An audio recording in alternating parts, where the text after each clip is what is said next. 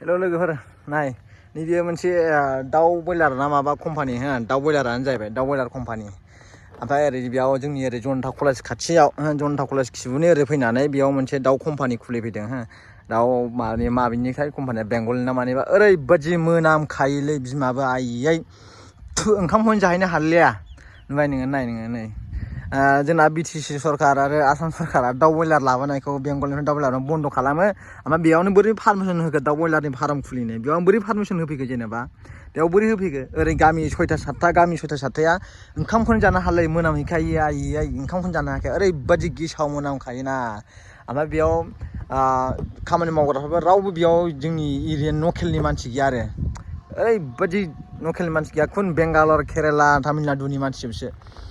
नोगोद गेसाव मोनामखायो ओंखामखौनो जानो हायाखै फाग्ला बायदि नायबानो जाबाय ओरै बेयाव सिगाङाव कारेन्ट कम्पानि दङ बेयाव कम्पानि दङ दाउ बयलारनि कम्पानि ओरैबायदि मोनामखायो ओंखामखौनो जानो हाया फाग्लासो गामि सयथा सातथाया मोनायावबो नों उन्दुनो हाखाया जै सिरि ओमफ्राय ओरैबायदि गेसाव मोनामहोयो बेयाव बोरै दाउ सिगाङाव कम्पानि लाबोगोन माने मोजां कम्पानि लाबो दाना दाउ बयलारनि कम्पानि लाबोबाय गेसावानो थानो हाया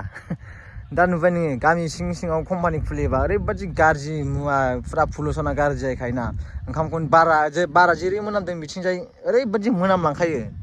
सिगाङाव बेयाव गंगा फुजा फोथार बेयाव गंगा मेला जायो ओमफ्राय बेयाव दा दाउ बयलार कम्पानि ओरैबायदि मोनामखायो थानो हाखाया नैफोर नायबानो जाबाय आरो हागौमानि भिडिअखौ शेयार खालामबानो जाबाय नैबेयाव जनता कलेजनि खिबुआव बे कम्पानिया सरकारा बन्द' खालामो सरकारानो खुलिनायनि पारमिसन होयो ओमफ्राय बेयाव मावग्राफ्रा रावबो जोंनि लकेलनि गैया बेंगालर तामिलनाडुनि सिकिउरिटिफ्राबो नकल गैया लकेलनि गैया नकल लायनो लकेलनि रावबो गैया बेयाव नायबानो जाबाय